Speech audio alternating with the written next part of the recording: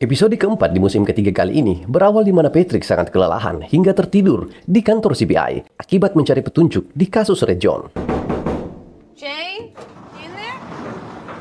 Dan Lisbon datang memanggil Patrick karena sebuah kasus telah menunggu. Lisbon yang melihat Patrick yang terlalu memaksakan diri memberi nasihat bahwa ini tidak baik. Keeps me going.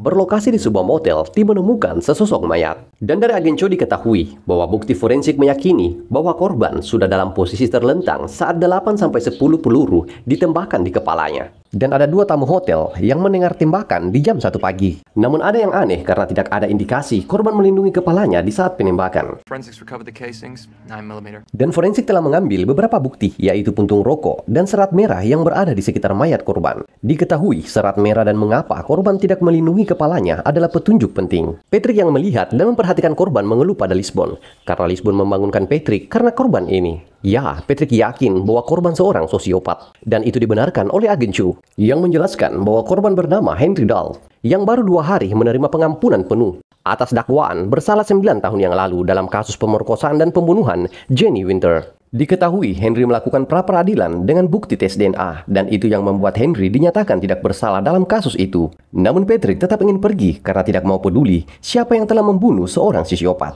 Namun agen Ringsby ingin menegaskan bahwa menurut pra-peradilan Henry tidak bersalah. Namun Patrick yang melihat karya instrumen kematian dari tusuk gigi menegaskan bahwa Henry seorang monster. He was innocent. He made instruments of death out of toothpicks. I'm tired and I don't really care who killed this guy.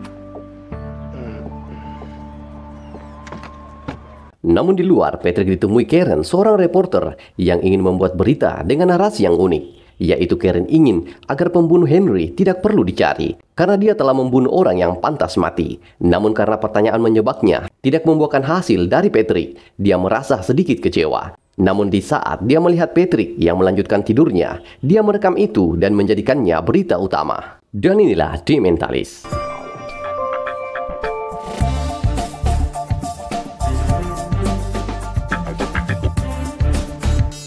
And I'm here to tell you Henry Dahl deserved what he got. Even the CBI agrees with me. Dan kini Karen membangun narasi seakan CBI setuju dengan pendapatnya, yang menganggap Henry pantas mati dan pembunuhnya tidak perlu dicari, dengan dukungan video saat Patrick tertidur. Dan itu membuat pimpinan divisi sangat marah dan menginginkan agar Patrick secepatnya menemukan pembunuh Henry. Namun Lisbon heran bagaimana bisa Karen tahu jika Henry Dahl telah terbunuh, sedangkan kepolisian tidak merilis berita pembunuhan itu. Dan diketahui bahwa perusahaan Karen yang menyediakan motel untuk Henry sebelum pembunuhan, dengan tujuan Henry akan tampil di acara bincang-bincang dalam acara Karen.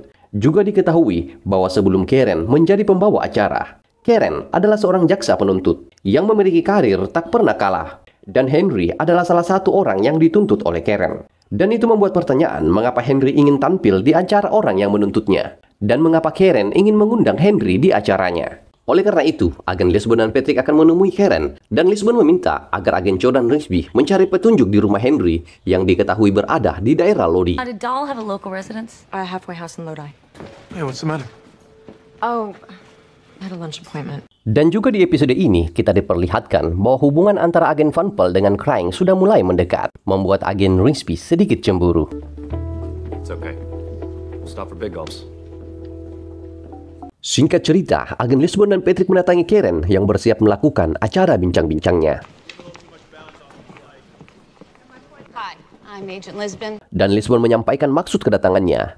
Namun Karen sudah tahu bahwa dia kini sebagai calon tersangka. Karena itu Karen memberikan alibinya, dan itu bisa dia buktikan. 6 months deposing and questioning Henry. I'm telling you for a fact, that man was a reptile. Sementara Patrick memasuki ruang tunggu para tamu dan bertemu istri Henry yang dari pengakuannya dia sudah tidak peduli lagi dengan Henry. Don't you worry about me. I've been let go of Henry for years. Juga Patrick bertemu Max Winter dan dia adalah suami dari Jenny, korban Henry 9 tahun yang lalu. The widower of the victim. The true victim.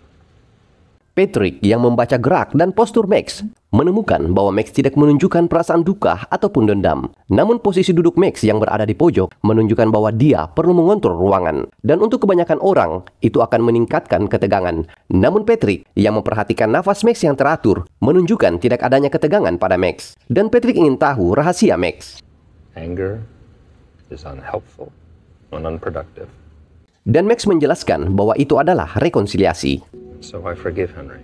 Dan scene pun berpindah saat acara bincang-bincang Karen dimulai dengan menunjukkan video 9 tahun yang lalu saat Henry disidang atas kasus pemerkosaan dan pembunuhan Jenny. Dan dari video menunjukkan Max yang sangat emosi memukul Henry walau telah dikawal 3 polisi. Namun di dalam bincang-bincang itu Karen heran jika kini Max telah memaafkan perbuatan Henry. Bahkan sebelum ada tes DNA yang menjelaskan bahwa Henry tidak bersalah dalam kasus itu. Dan Max kembali mengatakan bahwa itu adalah rekonsiliasi. Dan Karen menjelaskan kita apa itu rekonsiliasi. Yang pada dasarnya itu adalah kondisi di mana keluarga korban memaafkan sang pelaku pembunuh. Namun Karen tidak percaya akan hal itu. Dan bincang-bincang itu disaksikan langsung oleh Lisbon dan Patrick. Dan scene pun berpindah di kediaman Henry. Agen Cho dan Agen Risby mendapatkan informasi dari pemilik apartemen bahwa malam pertama Henry bebas, dia telah dikunjungi seorang wanita. Namun sayangnya, sang pemilik apartemen tidak tahu nama wanita itu. Dia hanya dapat mengenali jika melihatnya kembali. Someone was looking for something. Thank you, Captain Obvious. Setelah itu, tim memeriksa apartemen Henry dan ditemukan ruangan yang berantakan. Seolah ada seseorang yang mencari sesuatu. Dan di saat tim terus memeriksa, tiba-tiba ya, ternyata ada seseorang yang sedang bersembunyi di rumah itu. Dan untung saja tim berhasil menangkap pria itu. Sementara itu Patrick yang mendatangi kediaman Max. Baru saja datang, dia mendengar suara anak Max yang mengarahkannya ke garasi. Karena mengira Patrick yang datang itu adalah ayahnya. You're Max's son. I saw you at the talk show. Jackson, right? Do you do all this? No, my dad does. I just help out. Dan Patrick bertemu dengan anak Max yang bernama Jackson. Juga Patrick melihat karya-karya buatan Max yang membangun miniatur pesawat. Dan Patrick sangat penasaran hingga memegang salah satu pesawat itu. Namun Jackson melarang Patrick karena pesawat itu belum cukup waktu agar aman dipegang. Karena masih membutuhkan waktu 2 jam lagi agar epoksi pelekatnya mengeras sempurna. It's not cured yet. Feels okay to me. It needs 2 more hours. Setelah itu Patrick menyampaikan maksud kedatangannya, yaitu ingin bertemu Max. Namun Jackson mengaku tidak tahu di mana ayahnya. Namun Patrick yakin Jackson tahu, hanya saja tak ingin memberitahunya. Is he hiding something? Are you? No, of course not. Namun Patrick juga yakin bahwa Max bukan tipe ayah yang akan menyuruh anaknya untuk berbohong. Your dad doesn't seem like the kind of man who would ask you to lie. Dan scene pun berpindah dengan agen Cho yang menginterogasi Artie, pria yang bersembunyi di rumah Henry. Artie Mock. Dan agen Cho ingin tahu hubungan Artie dan Henry. Dan pengakuan Artie, dia adalah teman Henry saat kuliah. We met in junior college. Dalam interogasi itu, agen Cho juga ingin tahu apa yang dia lakukan di rumah Henry. Dan pengakuan Artie, dia mencari uangnya. He was made 22 large, plus 9 years interest. Diketahui Henry berutang $22.000 plus bunga 9 tahun pada Artie. Karena itu, agen Cho ingin tahu keberadaan Artie di waktu pembunuhan. Dan pengakuan Artie, dia bekerja saat itu. No, I didn't kill him. And now I ain't ever gonna see what's mine. Diketahui bahwa Henry dan Artie berbisnis narkoba saat kuliah. Dan saat Henry ditangkap, dia memegang narkoba seharga $22.000. Yang diakuinya pada Artie, narkoba itu disita polisi. Namun di saat bebas, Artie mendengar Henry berniat pergi berlibur dengan pacarnya. Dan itu membuat Artie berpikir bahwa narkoba itu masih bersama Henry. Henry been out for 2 days. When do you find a girlfriend? She found him. Namun itu membuat pertanyaan, bagaimana bisa Henry yang baru bebas 2 hari telah memiliki pacar? Dan dari Artie diketahui bahwa Henry mendapatkan pacar dari surat menyurat. Henry Dahl had just one name on his approved email list, a woman named Betsy Myers from Lodi. Setelah itu, tim menyelidiki bahwa ada satu wanita yang sering mengirim surat pada Henry. Dan wanita itu bernama Betsy. Dan bertempat tinggal di Lodi. Dan itu kampung halaman Henry. Juga diketahui, Betsy dan Henry pernah berpacaran saat SMA. Dan kembali berhubungan dengan Henry sejak 2 bulan terakhir. Namun juga diketahui bahwa Betsy juga telah menikah dengan seorang yang bernama Sean selama 7 tahun. Dan karena itu, tim ingin berbicara pada Betsy dan Sean. Namun Lisbon ingin meminta agar mereka datang di kantor untuk dimintai keterangan. Dan tiba-tiba scene menunjukkan Patrick yang menemui Max di arena latihan tembak. Dan kembali lagi Patrick kagum dengan Max yang masih dalam daftar calon tersangka kasus penembakan mau datang di arena tembak. Dan menurut Patrick, itu dibutuhkan rasa percaya diri yang tinggi. Namun Max memotong dengan berkata, atau karena dia tidak bersalah. I like a well-balanced 45. Best combination of power, accuracy, and kick. Dan Max juga ingin tahu apa yang dia bisa bantu dalam penyelidikan Patrick. Dan Patrick hanya ingin tahu bagaimana Max dapat memaafkan pelaku pembunuhan istrinya. Forget your wife's killer. So you believe me now? Dan dari Max diketahui bahwa dia adalah seorang penggalang dana real estate. Dan dia datang di sini saat Jenny istrinya terbunuh. Dan menjadikan latihan tembak sebagai pelampiasannya. Dan awalnya selalu membayangkan Henry sebagai targetnya. Namun kini siapapun yang menjadi pelaku pembunuh istrinya hanyalah sebuah target. Dan menurut Max, dia mendapatkan berkah untuk memaafkan dari latihan menembaknya. Juga mengajak Patrick agar memulai latihan menembak. Namun Patrick menolak dan Max memberitahu Patrick bahwa di hari penembakan dia bersama anaknya di rumahnya. I'll just step back here. Di kantor CBI, agen Lisbon memulai interogasinya pada Betsy dan Sean. Dan dimulai dari Betsy yang mengatakan bahwa jiwa Henry adalah jiwa yang indah. Dan semua gaya dan tingkah nakalnya hanyalah pura-pura. Dan Lisbon ingin tahu mengapa Betsy mulai kembali kontak dengan Henry sejak 2 bulan terakhir. Dan dari Betsy diketahui bahwa dia tidak yakin jika Henry seorang pembunuh. Dan setelah dia membaca dan tahu tentang bukti DNA yang menyatakan Henry tidak bersalah. Dan semakin yakin dengan pendapatnya. Dan pengakuan Betsy, tapi Henry hanyalah seorang teman. Did you know that your wife was exchanging emails with a convicted felon? What do you think? No. Namun Lisbon membacakan surat yang Betsy tulis kepada Henry. Dan inti surat itu adalah kata-kata yang sangat intim. Okay, stop, alright? Dan itu membuat Betsy meminta agar Lisbon berhenti membacanya. Karena Sean suaminya ada di sini. Dan Betsy juga mengatakan mengapa Lisbon melakukan itu padanya. Dan juga Betsy meminta maaf pada Sean. So sorry. Di sini diketahui bahwa Betsy dan Sean sering bertengkar. Dan Betsy mencari teman bicara. Dan Henry lah yang mengerti dia dengan baik. Di saat yang sama, Patrick datang dan melihat interogasi itu. Kembali pada Lisbon yang menanyakan Betsy bahwa tim telah menunjukkan foto Betsy pada pemilik apartemen. Dan pemilik apartemen mengenali Betsy, wanita yang telah datang di hari bebasnya Henry. Dan itu membuat Sean menanyakan apakah istrinya telah tidur bersama Henry. Dan itu membuat Betsy terdiam. Di saat yang sama, Patrick meminta meminjam pistol Ringsby. Can I see your gun? Dan di saat Lisbon sedang mencari informasi keberadaan Betsy dan Sean saat penembakan terjadi, Patrick datang dan memberikan pistol pada Sean dan Betsy. Itu membuat Lisbon heboh dan marah. It's okay, Rigsby took the bullets out. Setelah itu meminta agen Van Pelt melanjutkan interogasinya. Kini Lisbon ingin tahu apa yang Patrick lakukan. Dan Patrick menjelaskan bahwa Betsy dan Sean tidak tahu cara pegang pistol. Namun Max seorang yang ahli. Setelah itu, Lisbon memberikan file daftar tersangka lainnya yang harus mereka temui, yang berada di Lodi. Van leaves in 20 minutes. Be outside.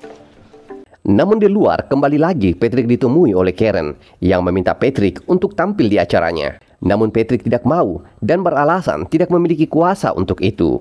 Akan tetapi Karen datang dengan seorang polisi yang memberikan surat perintah tugas agar Patrick tampil di acara Karen. Oleh karena itu Patrick meminta agar Karen mau menghadirkan kembali orang-orang yang kemarin dia tampilkan. Juga meminta agar Karen menghadirkan orang-orang yang ada di file yang Patrick berikan pada Karen. Dan itu disetujui oleh Karen.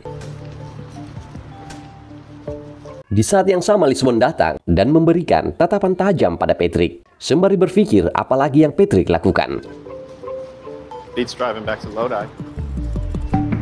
Singkat cerita, acara Karen pun dimulai. Namun Karen dibuat pusing karena 5 menit lagi acara akan dimulai. Namun Patrick belum juga datang. Namun tidak lama dari itu Patrick datang dengan membawa sesuatu. Dan Karen langsung menghampiri Patrick. Dan Karen meminta izin untuk menampilkan rekaman lama Patrick yang mengulas tentang Red John. Namun Patrick tidak setuju dan segera pergi membagikan lilin yang dia bawa. Dan itu membuat Karen semakin bingung. Karen, I gotta hand out candles. Candles, wait, what candles?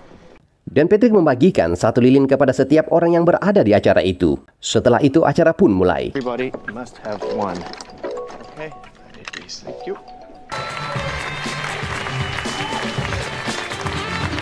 Dan diawali, Karen yang memperkenalkan Patrick pada para penonton dan ingin menunjukkan rekaman lama Patrick. Namun Patrick memotong dan membuat bingung Karen. Sorry to interrupt.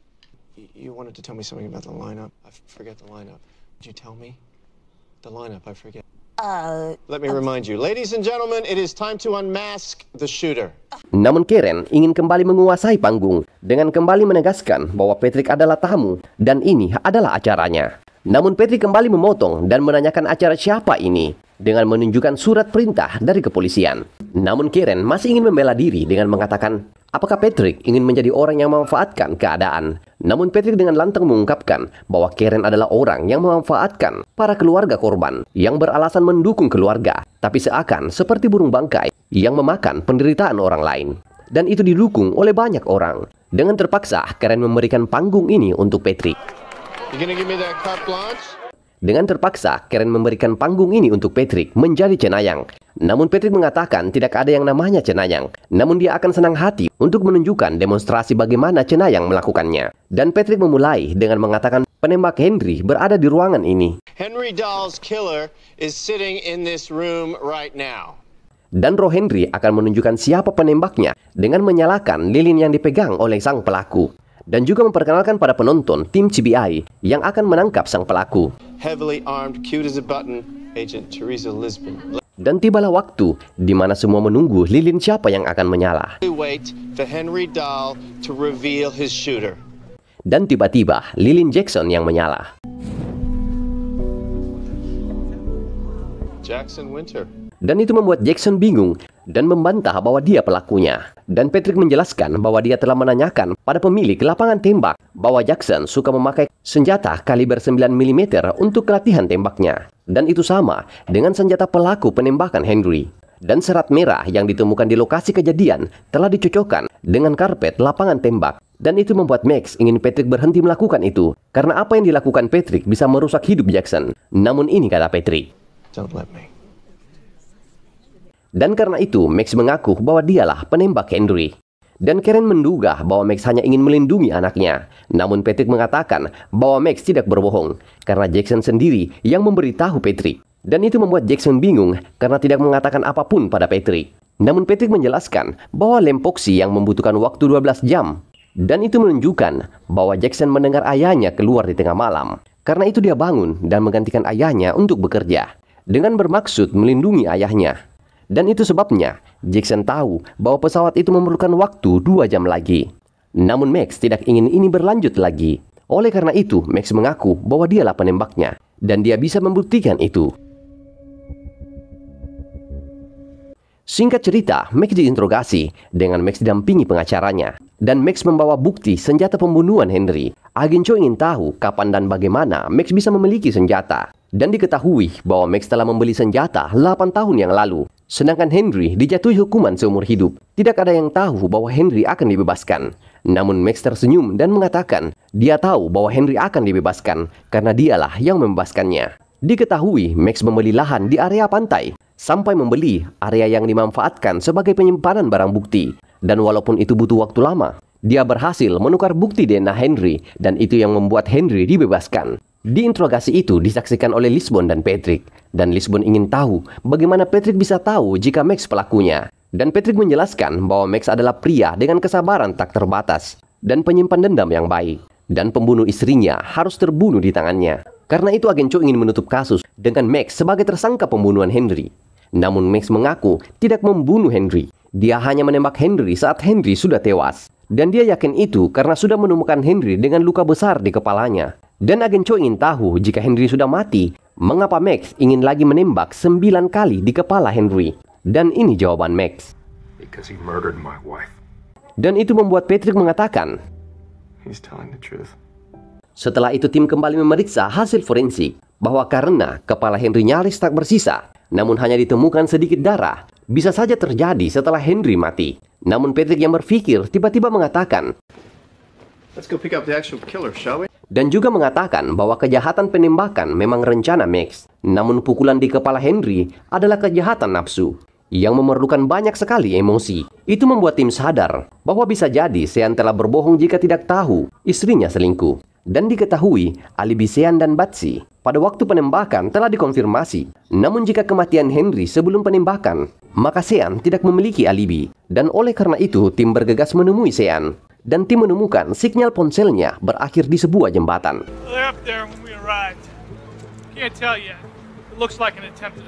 Rupanya, Sean dan Bestie kembali bertengkar, membuat Bestie mengancam akan diskon nyawa. Namun di saat tim datang dan memberitahu Betsy bahwa Sean telah membunuh Henry, itu membuat Betsy tersentuh karena Sean melakukan itu ingin melindungi Betsy.